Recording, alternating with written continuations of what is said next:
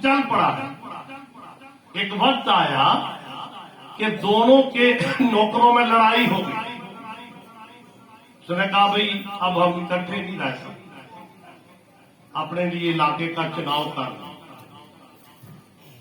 उसने कहा देख ले जिस तरफ तू जा, तराई का इलाका, अपनी तरफ से उसने एक ऐसे इलाके का चुनाव किया कि ये बड़ा फरावानी वाला इलाका, सदूम और अमूरा। और हम सब जानते हैं कि सदूम और अमूरा के अंदर इस कदर बुराई थी, इस कदर बदकार लोग वहां पे रहते थे। अभी आखिर खुदा ने कहा जी मैं इस इलाके को आग और गंधक से तबाह कर दूं। खुदा ने फैसला किया। खुदा ने अपने फरिश्तों को भेजा, अपने बंदों को भेजा। उन्होंने इब्राहिम से कहा कि हम कुछ पे वाजे कर दें कि खुदा सदूम और अमूरा को तबाह करने वाला है। तो कहा जी अगर 50 लोग हों तो कहा जी मैं माफ कर दूं। तो कहा जी अगर 10 कम हो तो खुदा कहता है फिर भी माफ कर दो। जी 10 और कम हो जी फिर माफ कर दो। वहां से खास नवाज लोग नहीं। अब खुदा ने लूत इब्राहिम का जो भतीजा था उनको कहा कि इस इलाके से निकलो और पीछे मुड़कर ना देख। लूत उसकी बीवी 2 बेटियां उस इलाके से निकले। उसकी बीवी का क्या हाल हुआ, क्या हुआ? उसने मुड़ के देखा, खुदा का हुक्म नहीं माना, नाफरमानी की। अक्सर जहां पर भी लोग खुदा का हुक्म नहीं मानते, नमक का स्पून बन। अब बेटियां बाप के साथ एक गार में जाकर बैठ, कहा जी हमारे बाप की नस्ल खत्म हो, हमारे बाप का नाम लेने वाला कोई नहीं हो। बड़ी बेटी ने बाप को मैं पिलाया, बाप के साथ हम बिस्तर हुई। अगली रात छोटी बेटी ने अपने बाप को मैं पिलाई, हम बिस्तर हुई। उनसे एक एक बेटा पैदा हुआ। बड़े का नाम मुआब था और छोटे का नाम अमून था। अक्सर बाइबल पे तनकीद की जाती है। वो कहते हैं जी बाइबल मुकद्दस के अंदर नबी मासूम होते हैं, वो गुनाह नहीं करते। लेकिन बाइबल मुकद्दस की ये खूबी है कि बाइबल मुकद्दस हकीकत को बयान करती है, बाइबल मुकद्दस सच्चाई को बयान करती है। और मार्फत के लिख कोई हराम ज्यादा खुदा की जमात में दाखिल नहीं हो सकते। ये दोनों हराम ज्यादा थे, खुदा की मर्जी नहीं। इंसान अपनी मर्जी करते हैं। आप देखें कि खुदा का चुनाव नहीं, लेकिन ये बच्चे पैदा हुए और शरीयत जब नाजिल की गई तो शरीयत के अंदर ये कलम बंद करवाया गया कि कोई हराम ज्यादा खुदा की जमात में दाखिल नहीं हो सकता।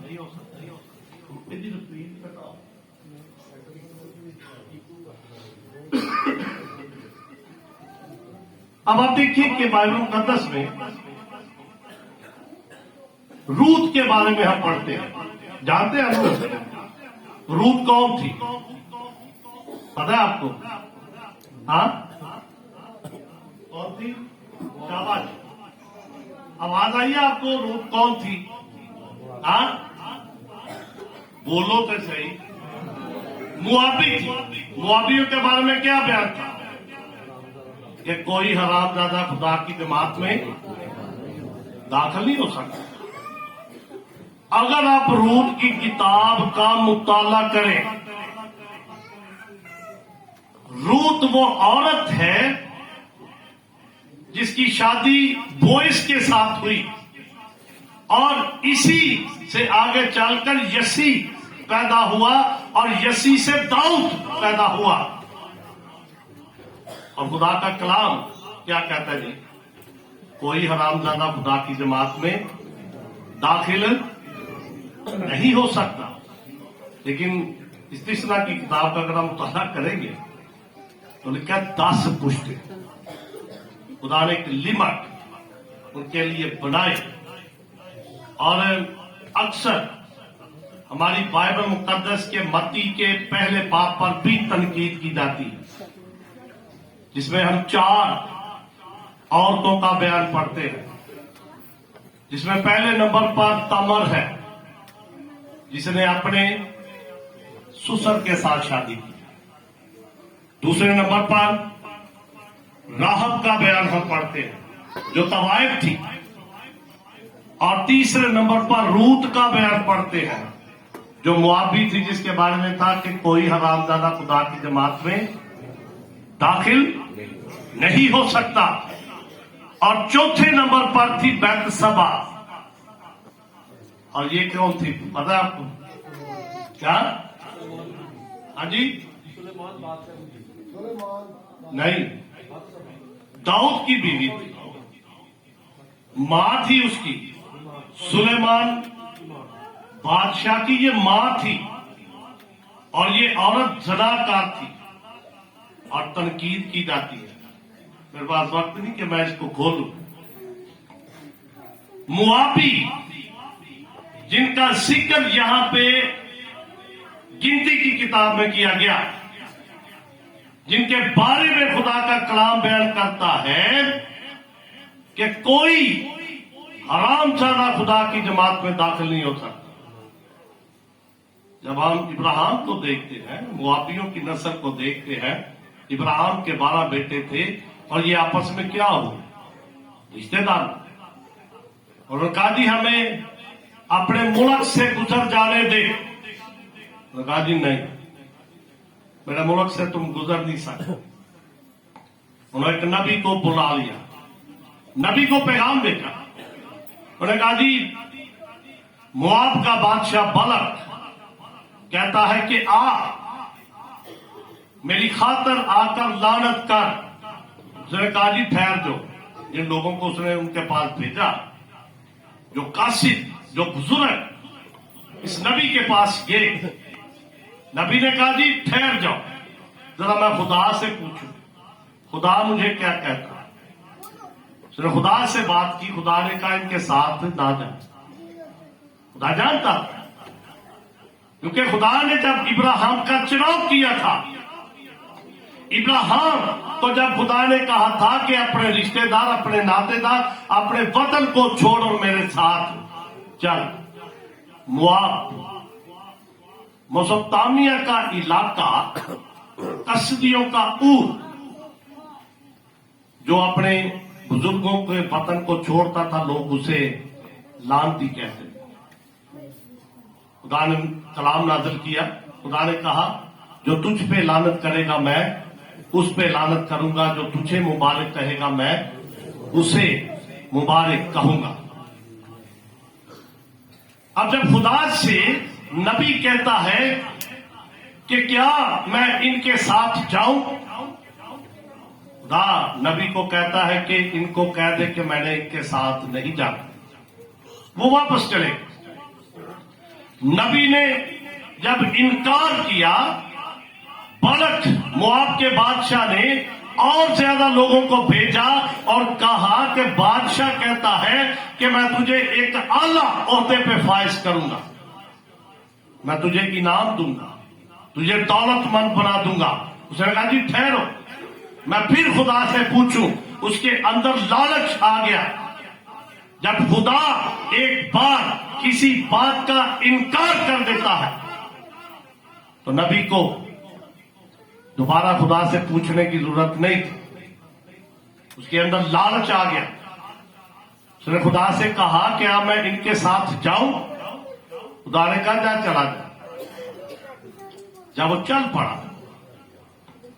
अपने गदी पर बैठकर चल पड़ा, तो रास्ते में फरिश्ता तलवार लेकर उसकी जान लेने के लिए खड़ा हो गया। उसने अपनी गदी को मारा। खुदा ने गदी को जुबान दी और उसने कहा कि तू देखता नहीं कि ایک فرشتہ تلوار لے کر تیری جان لینے کے لیے کھڑا ہے۔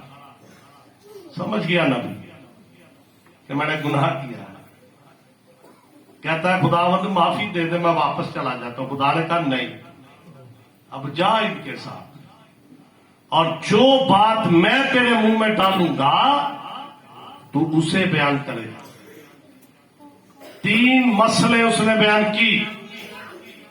اس نے کہا کہ میں کیسے پھٹکاروں، میں کیسے لعنت کروں جس کو خدا جس پہ لعنت نہیں کرتا۔ پھر نبی کہتا ہے کاش میں صادقوں کی موت مروں اور میری عاقبت بھی ان کی مانت ہو۔ اور یہ پیشن گوئی یہ آخری ہے 4تھے نمبر پر۔ اب وہ بلک بادشاہ کو کہتا ہے کہ اب تو سن کہ تیری نسل کے ساتھ کیا ہوگا، آخری دنوں میں تیرا حشر کیا ہوگا۔ جو لوگ خدا کے لوگوں کو تنگ کرتے ہیں، جو لوگ خدا کے لوگوں کو ستاتے ہیں، خدا ان کا حشر برا کر دیتا ہے۔ لوگ سمجھتے ہیں کہ خدا کے لوگوں کو چھیڑنا بڑی معمولی بات ہے، اور یہ حوالہ، یہ پیشن گوئی جو بیان کی گئی، اور اب میں اپنی قوم کے پاس لوٹ کر جاتا ہوں، سو تو آ، میں تجھے آگاہ کر دوں کہ یہ لوگ تیری قوم کے ساتھ آخری دنوں میں کیا کیا کریں گے۔ چنانچہ اس نے اپنی مسل شروع کی اور کہنے لگا، باؤل کا بیٹا بلام کہتا ہے، یعنی وہی شخص جس کی آنکھیں بند تھیں، یہ کہتا ہے، بلکہ یہ اسی کا کہنا ہے جو خدا کی باتیں سنتا ہے، حق تعالیٰ کا عرفان رکھتا ہے، سجدے میں پڑا ہوا کھلی آنکھوں سے قادر مطلق کی رویا دیکھتا ہے۔ میں اسے دیکھوں گا تو صحیح، ابھی نہیں، وہ مجھے نظر بھی آئے گا پر نزدیک سے نہیں۔ یعقوب میں سے ایک ستارہ نکلے گا اور اسرائیل میں سے ایک عصا اٹھے گا۔ یہ بہت بڑی پیشن گوئی، یعقوب میں سے ستارہ نکلے گا۔ آج بھی اگر آپ اسرائیل کو دیکھیں، یعقوب کو نام دیا گیا تھا اسرائیل، اسرائیل کا ملک۔ اسرائیل پوری دنیا کے اندر ایک امیر ملک ہے، ایک امیر قوم ہے۔ ان کے جھنڈے پر آپ ستارے کو دیکھیں۔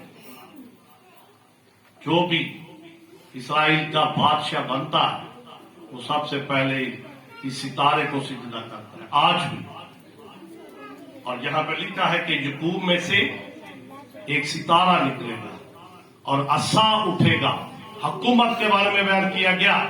اس سے پہلے جب ہم پیدائش کی کتاب کا 49واں باب پڑھتے ہیں، یعقوب نے جب اپنے بچوں کو برکت دی تو اس میں یہودا کو یہ برکت دی گئی کہ اس کی حکومت قائم رہے گی، اس کی حکومت کا عصا کبھی موقوف نہ ہوگا۔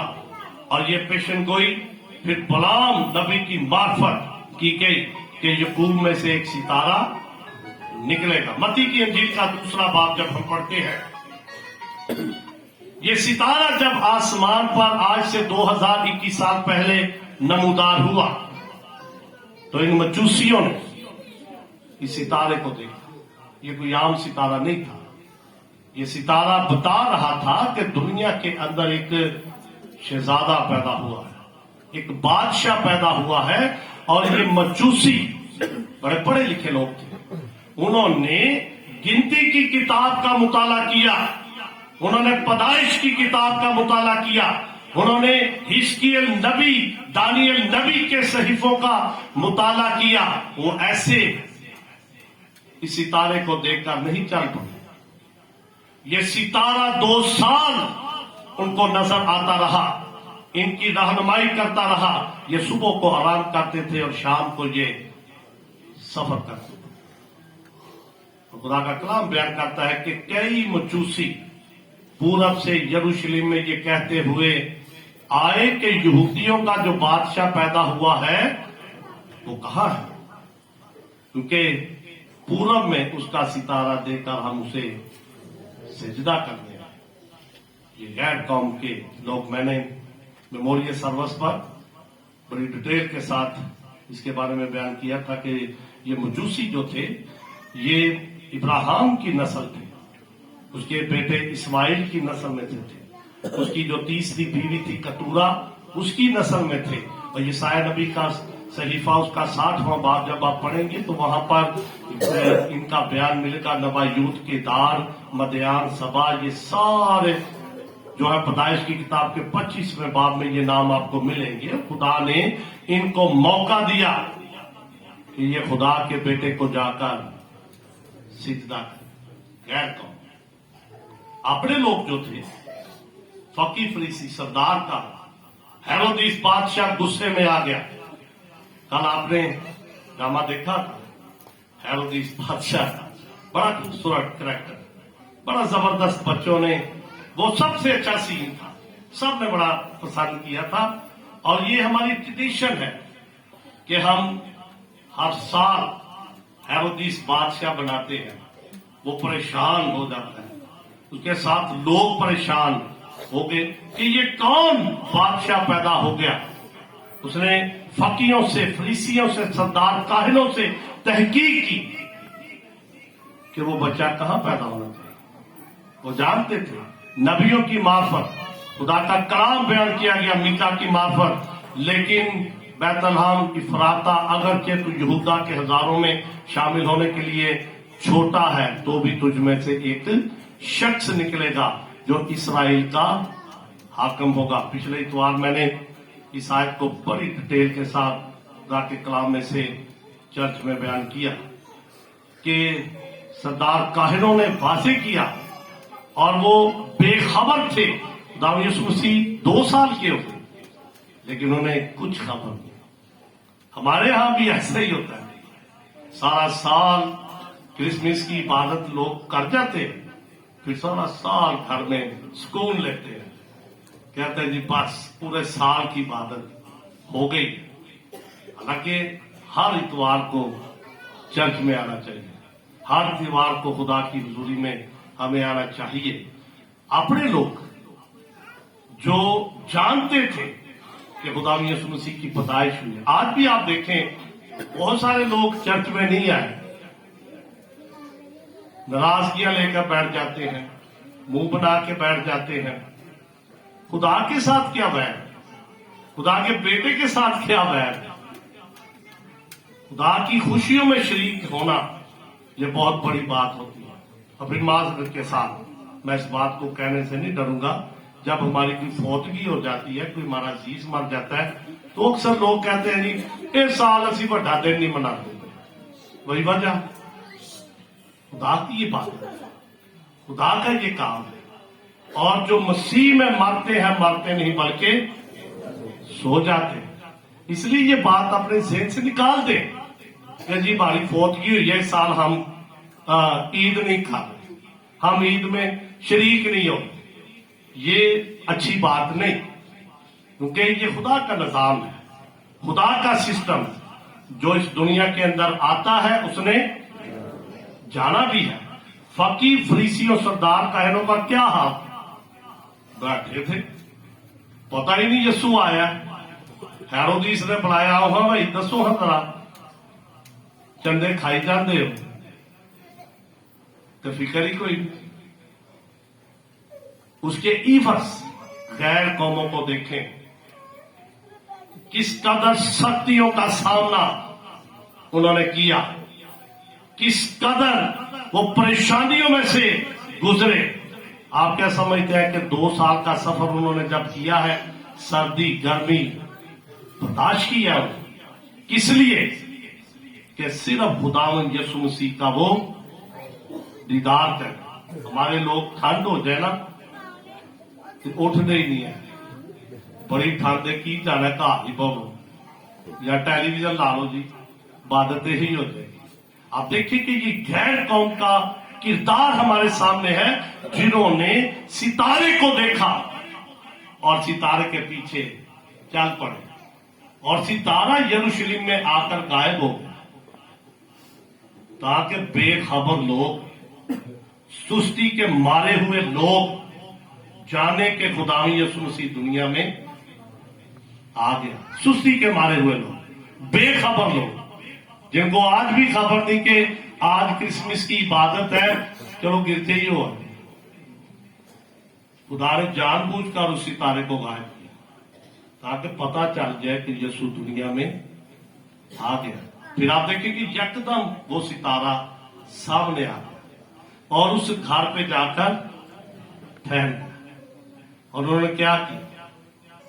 अपने तोहफे तहाइफ उसके कदमों में रखे।